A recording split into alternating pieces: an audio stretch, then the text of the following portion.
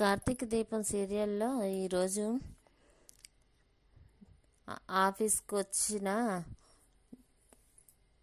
దీపతో దీప సంతకం పెట్టు, సారీ నువ్వు సంతకం పెట్టగలవా అని అడుగుతుంది జ్యోత్స్న. 5th క్లాసు చదివింది తను అంటాడు కార్తీక్. ఏంటి బావా MBBS చదివినట్లు చెప్తావు, ఆఫ్టర్ ఆల్ 5th క్లాసే కదా అని అంటుంది జ్యోత్స్న.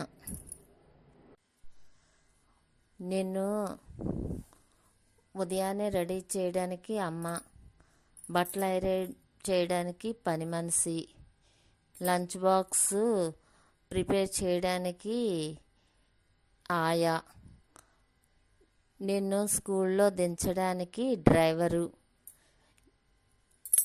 25 లక్షల కారు, 2 లక్షల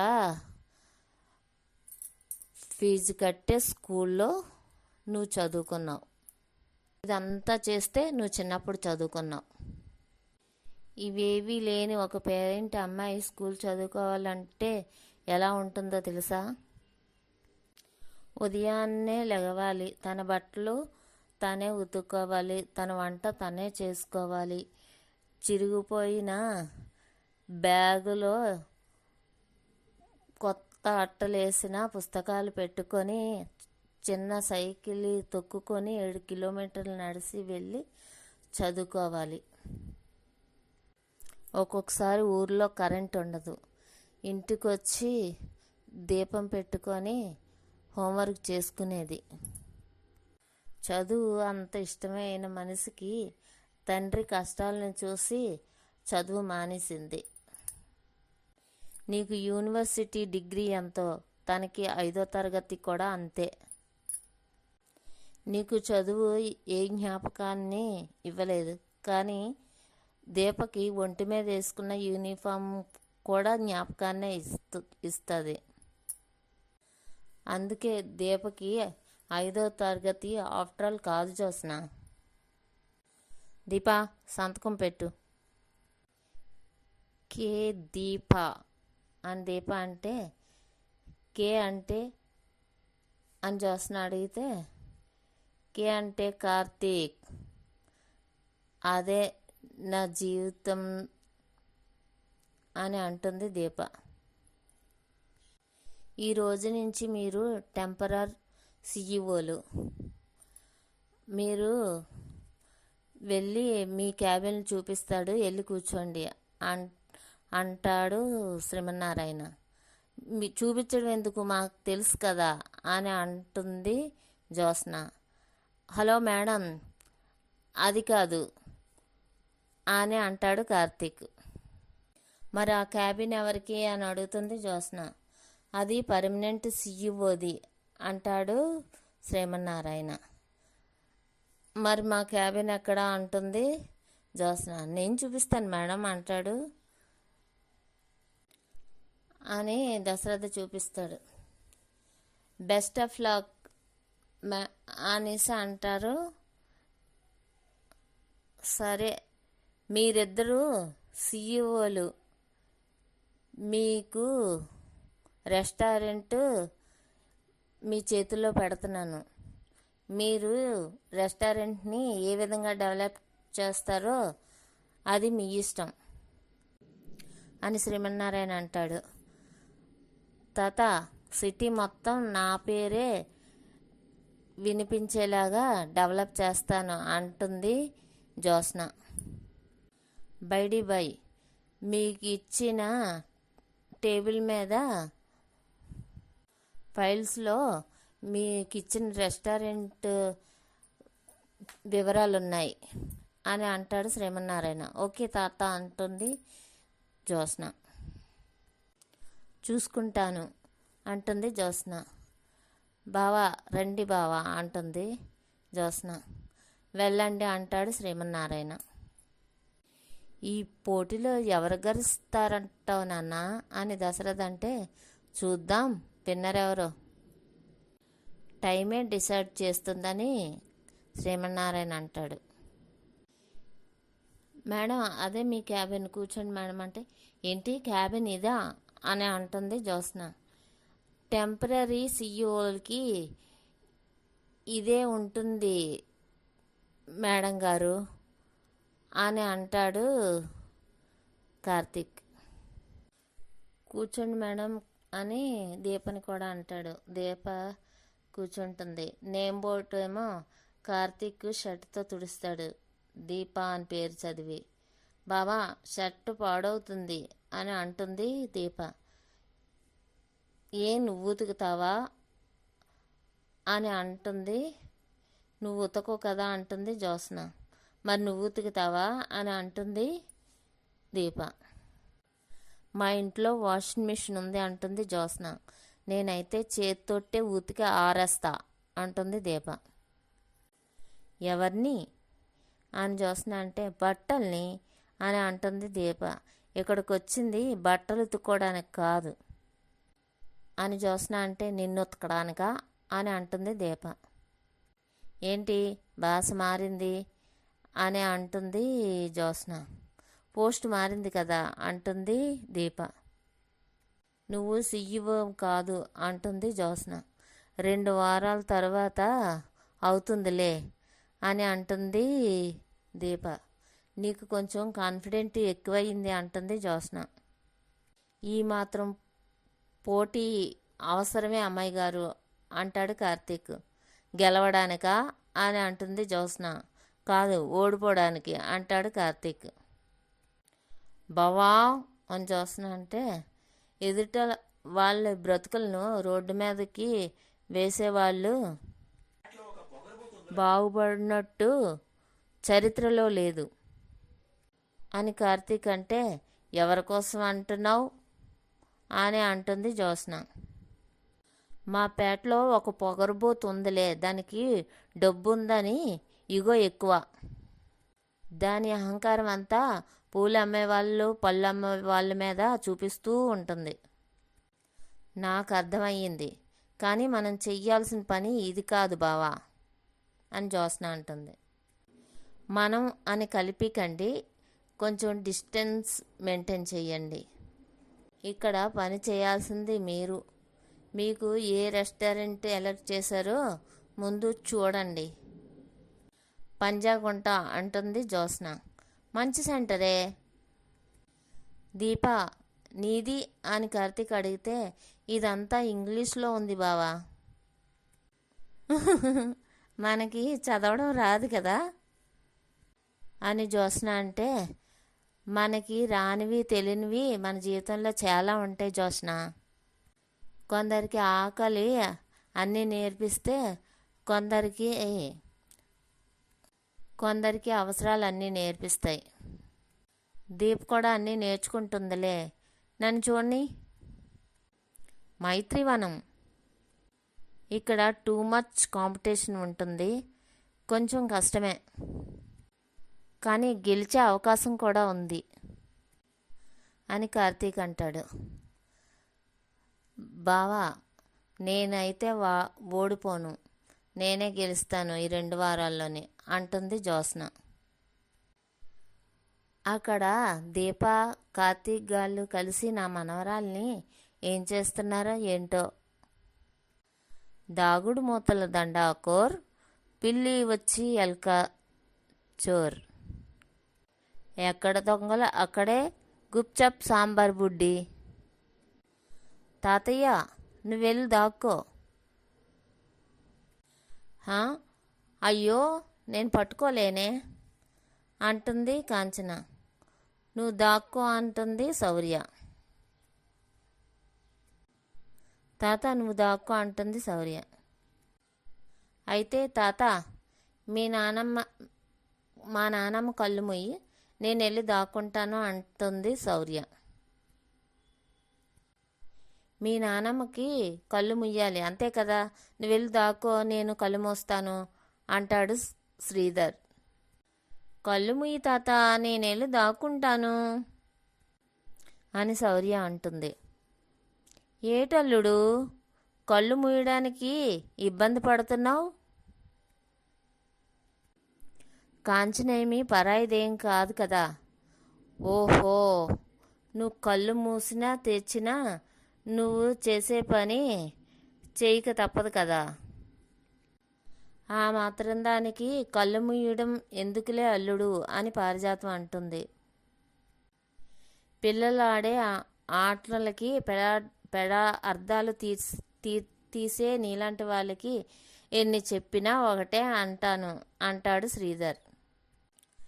పిల్లల ఆటలు అడ్డు పెట్టుకొని బంధాలను కలుపుకోవాలని చూసుకునే వాడి సంస్కారాన్ని కూడా సంస్కారం అనడం ఏంటి అల్లుడు అంటుంది పారిజాతం. మనవరాలు జీవితాన్ని అడ్డు పెట్టుకొని మనవడి జీవితం అగ్రిమెంట్ పాలు చేసిన మీలాంటి వాళ్ళు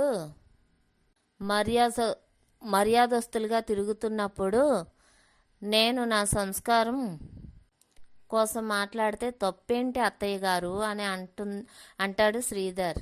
కాస్త మీరు ఆపుతారా? అదే చెప్పు అల్లుడికి అంటుంది పారిజాతం. మీకు కూడా అదే చెప్తున్నాను పిన్ని అంటుంది కాంచన. ఆయనకి సంస్కారం ఉంది కాబట్టే చంటిది నా కళ్ళు ముయ్యమన్నప్పుడు కళ్ళు మొయ్యకుండా అలాగే నించున్నారు అని కాంచన అంటుంది.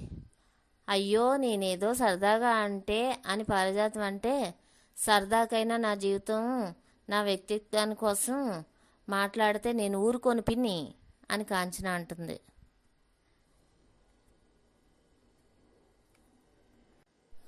నువ్వు చెదపట్టని నిప్పులాంటి దానివి, నీ గురించి నేను తప్పు మాట్లాడతానా? ఇంతకీ చంటిది ఎప్పుడొచ్చింది అని పారిజాతం అడుగుతుంది. నన్ను తాతయ్య తీసుకొచ్చారు అంటుంది శౌర్య. అనసూయ ఫోన్ చేసి నాన్న కోసం ఏడుస్తుందంటే నేనే వెళ్ళి తీసుకొచ్చాను అంటాడు శ్రీధర్. మంచి పని చేసావు అల్లుడు. అంటే ఇక్కడ నుంచి శౌర్య కూడా ఇక్కడే ఉంటుందన్నమాట, అంతే కదా అల్లుడు అంటుంది పారిజాతం. నేను రావడం ఇష్టమే కదా జోగురాని అని అంటుంది శౌర్య. దీప నా సొంత మనవరాలు అనుకొని నా మనవరాలు కూతురు అని నేను నీ మీద ప్రేమ చూపించాను. నేను ఇప్పుడు దీపనే తరిమేయాలనుకుంటున్నాను. అలాంటిది నువ్వంటే నాకు ఇష్టమా అని పారిజాతం అనుకుంటుంది మనసులో. ఏంటి జోగురాని మాట్లాడవేమి అని అడుగుతుంది శౌర్య. ఏంటి నువ్వంటే నాకు ఇష్టమేనే, నీకేం కావాలో చెప్పు అని అడుగుతుంది పారిజాతం.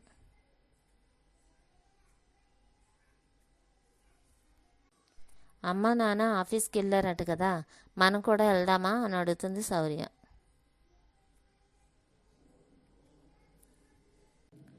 వాళ్ళేదో పని బిజీలో ఆఫీస్కి వెళ్ళారు, మనం అక్కడికి వెళ్ళి ఏం చేద్దామా అని అంటుంది పారిజాతం. అయితే మనం దాగుడు మూతలు ఆడదామా అంటుంది శౌర్య. ఆడుదామే అని అంటుంది పారిజాతం. అక్కడ నా మనవరాలు మీ అమ్మతో కబడ్డీ ఆడుతూ ఉంటుందని మనసులో అనుకుంటుంది. ఇక్కడ ఆఫీస్లో అక్కడ బోర్డు మీద దుమ్ము దులిపావు కదా, ఇక్కడ కూడా దులుపుతావా అని అంటుంది జ్యోత్స్న. అక్కడ దుమ్ము బోర్డు మీద ఉంది, ఇక్కడ దుమ్ము మనిషి మీదే ఉంది.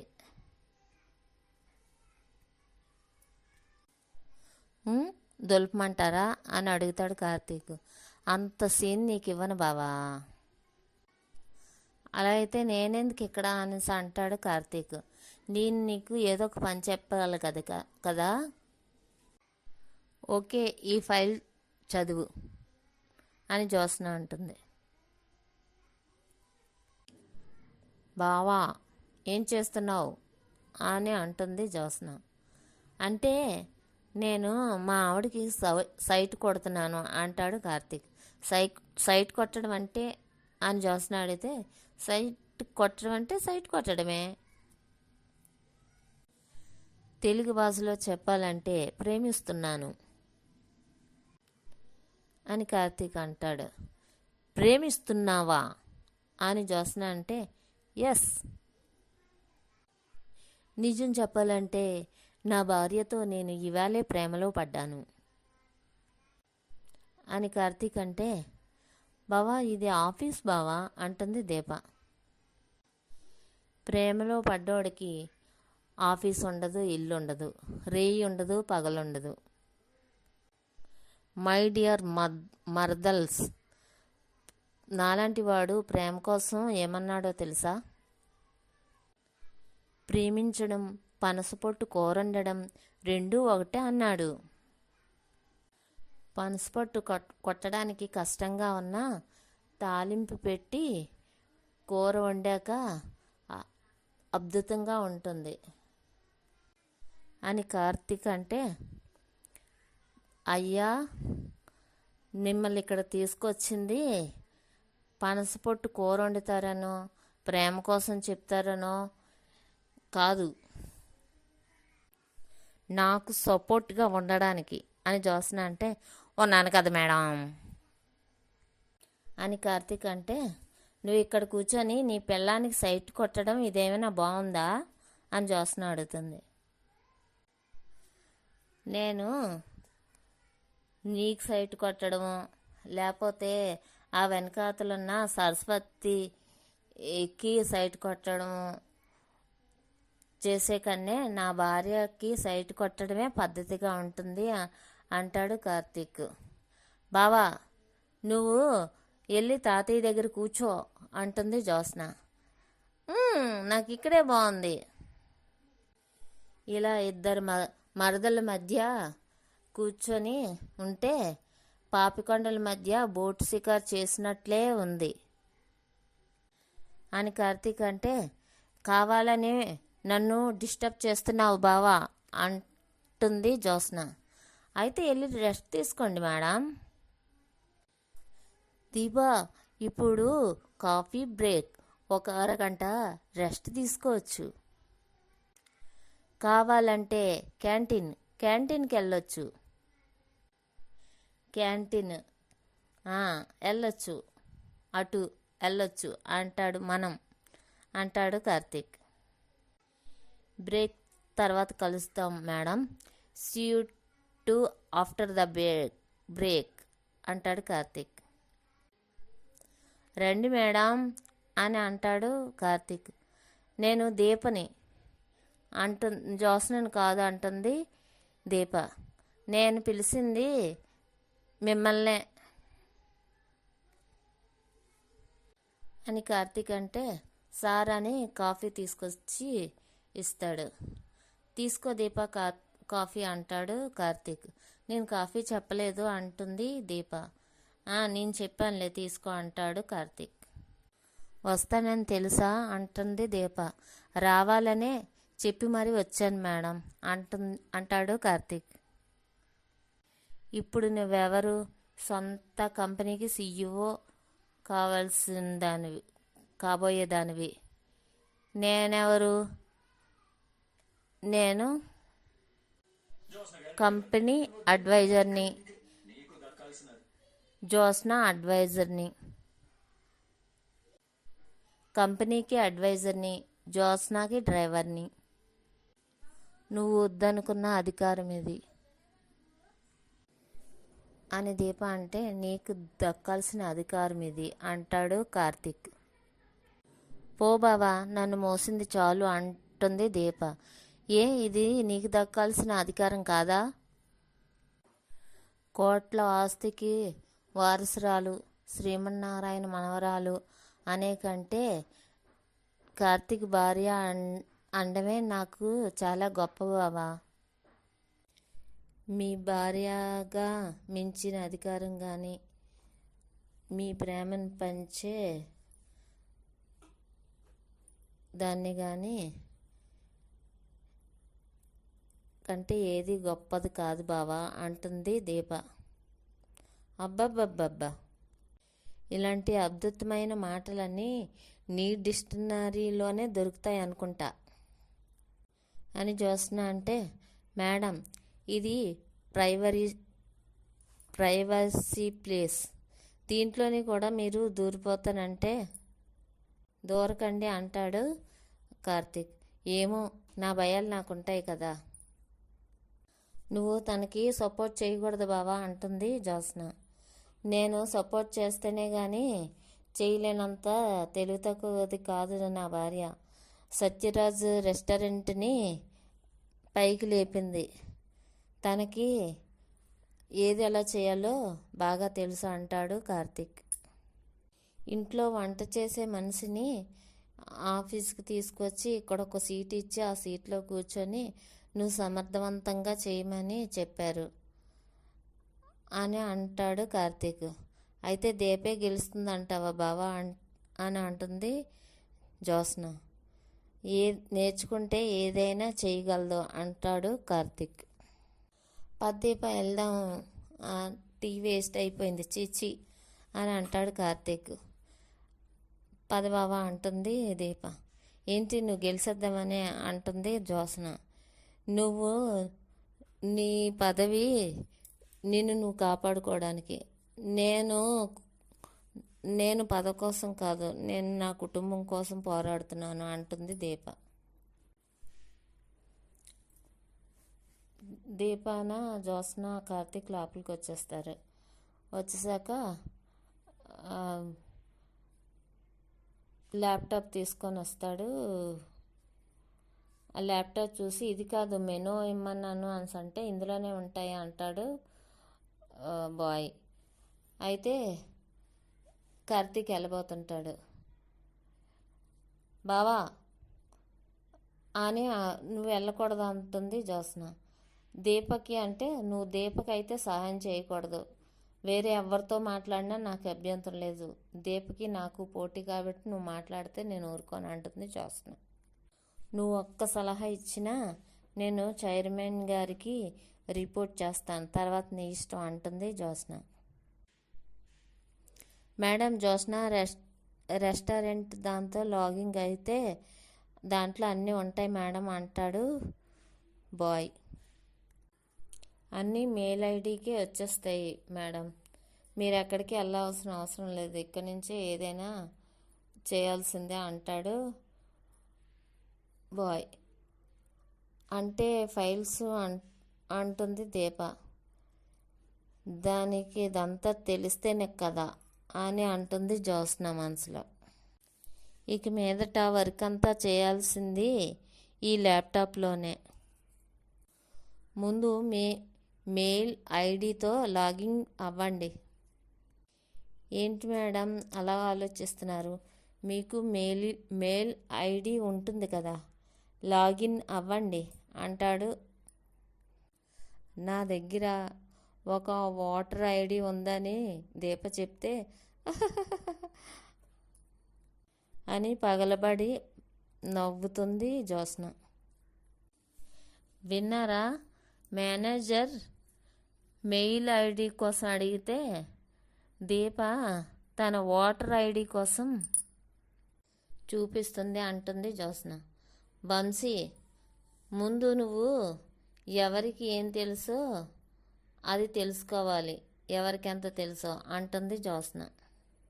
చింతకూర పప్పుతో కూర ఎలా వండాలో చెప్పు, అలాగే పలావ్ ఎలా వండాలో చెబుతుంది. ల్యాప్టాప్ ముందు పెట్టి మెయిల్ ఐడీలు అంటే కంగారు పడిపోరు అని జ్యోత్స్న అంటుంది. ఈరోజు ఎపిసోడ్ ఇంతటితో ముగుస్తుంది.